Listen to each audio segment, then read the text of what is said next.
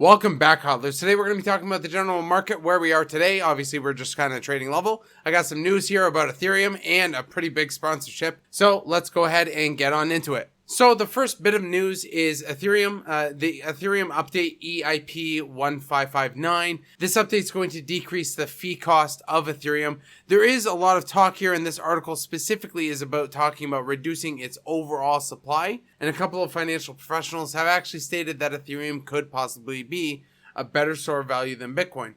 Personally, I'm a little skeptical on that. I still think Bitcoin is, at the end of the day, always going to be the best store of value. That being said, I still see Ethereum as a pretty big store of value, but possibly in a different way, because Ethereum has a lot more to do with smart contracts and ecosystems. Whereas, sure, Bitcoin's getting taproot, but I don't see it in the same light. But it is expected at this point that this update is going to come around August 4th. So around this block, 12,965,000. And this is delayed from obviously mid-July that was previously estimated. So at this point, everything is expected to go live at around August 4th. And once we have that, we have an incredibly big boost to the Ethereum network. And I think overall it's going to be bullish. But don't expect a big pump to happen on August 4th.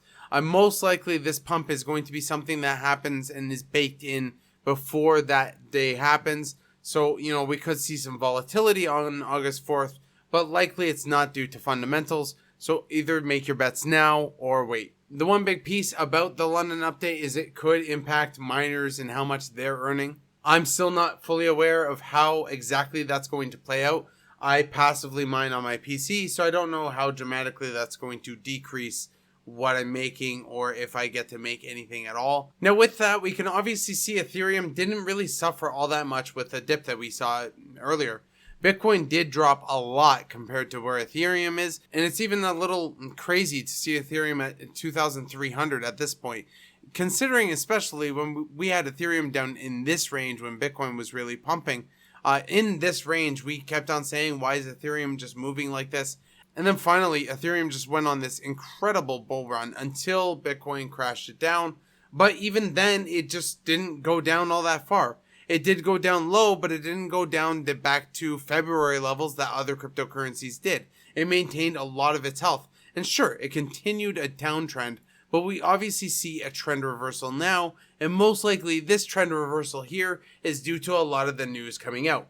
So at this point, I still think Ethereum has plenty of gas in the tanks, and if you're waiting for a lower price, you're probably not going to see anything lower than maybe the prices that we've already gotten. I could probably see Ethereum under the right circumstances going back down to the $2,000, $1,800 mark.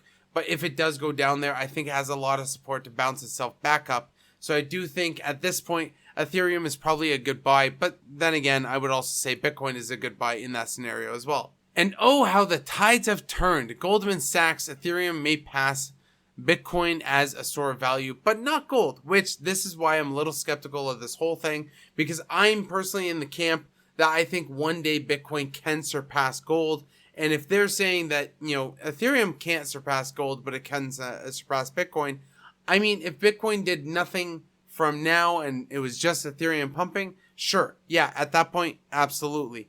But that's not what's going to happen. Bitcoin is going to re-engage into a bull market again. It's going to pump.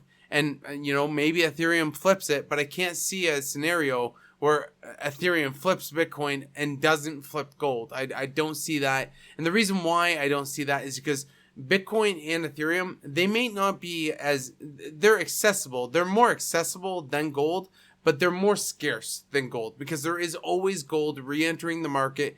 If you think about finite, sure, we don't have a finite amount of gold, but we have a goddamn lot of it.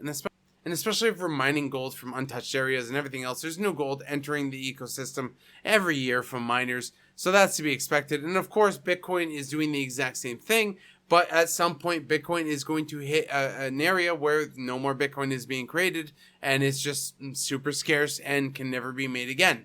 And of course, we can't make gold. It's exploded in supernovas and all that jazz. But at the same time, there's a lot of it to mine. But do I think that it's going to surpass this $11.5 trillion market cap that gold sits at right now? I absolutely do. Maybe one day, maybe not in the next 10 years, but most likely within our lifetimes, we will see at least Bitcoin or Ethereum pass gold. That's just my opinion though, so take it with a grain of salt. One of the biggest fighting networks, UFC, now has a sponsorship deal with Crypto.com, and this just shows us where we're going in the prevalence of crypto. Now, also, there are a lot of other articles talking about Visa and everything else doing a lot with cryptocurrency, maybe working with about $1 billion worth this year, which is a lot. But seeing sponsorships like this and more exposure to cryptocurrency is going to be great in the long run. Right now, we're just planting seeds, just like other bear markets. And even though I don't think that we're in a bear market, I still think we're in a bearish trend within the bull part of our cycle, which is very possible. But at this point, just getting exposure out there and getting more sponsorships with these crypto companies to more mainstream areas is going to be more important for the future. And it's funny how all this news is now coming out while Bitcoin is just trading level in this area. Now, you could say that Bitcoin is kind of coiling up right now. I just think it's trading level. I don't think Bitcoin's going to do anything special in the near term. And just to go over the charts quickly, Bitcoin is just trading level within our zone, the 32 to 42,000 mark.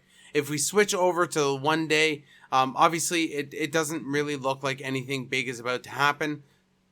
Some people have been talking about how this is kind of wedging up in a way, and I could agree that when you see a coil and when it's reducing, you're probably seeing a point of where we're going to break out either to the upside or to the downside. But the thing is, I still don't see it. I think we're wedging up maybe a little bit, but if we are wedging up, we're way far from where we're going to have the breakout at this point. But that's at least on the daily. But Bitcoin is currently trading at $34,208.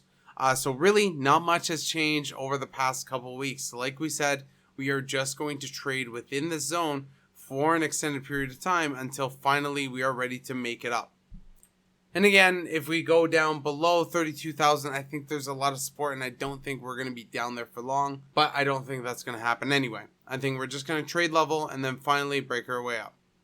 The total crypto market cap is at $1.43 trillion.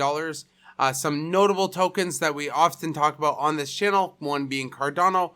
Some big news for Cardano. The Cardano Foundation actually put out a video announcing their goals for the next couple of years. So Cardano being one of the tokens that we often look at, Cardano is below our $1.50 support line. So now it's our line of resistance. And the longer we're down, the harder it's going to be to break that resistance. But I do think at some point we will break it. The line of support that we currently hold is maybe around the $1.23, $1.25 mark. So that's where we could expect Cardano to hold in a dip. And obviously we have seen it go down below that point, but it did come back in short time. So I'm not particularly worried if Cardano, for whatever reason, does go low. But at this point, I do think Cardano is going to be an incredible buy for the future. I think if you're buying Cardano with a long-term picture, you're going to do well. And me personally, I'm probably going to hold a lot of my ADA for roughly 5 years, depending on what happens with this market cycle. Because of course, I can sell in this market cycle if it goes high enough.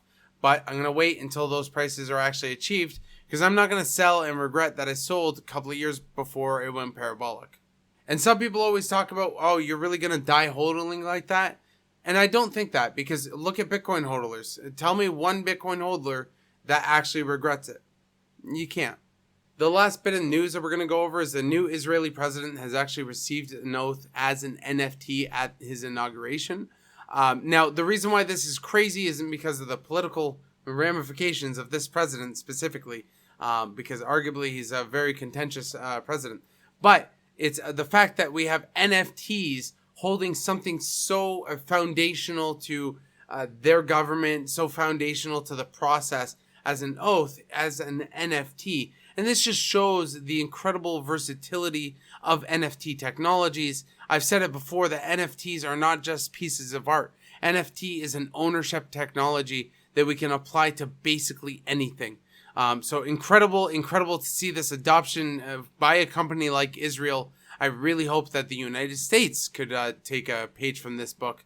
But at the same time, I'm very excited to see more practical uses for things like NFTs. That's it for me, everybody. Hopefully everyone's having a good day. Hopefully everyone's hodling on.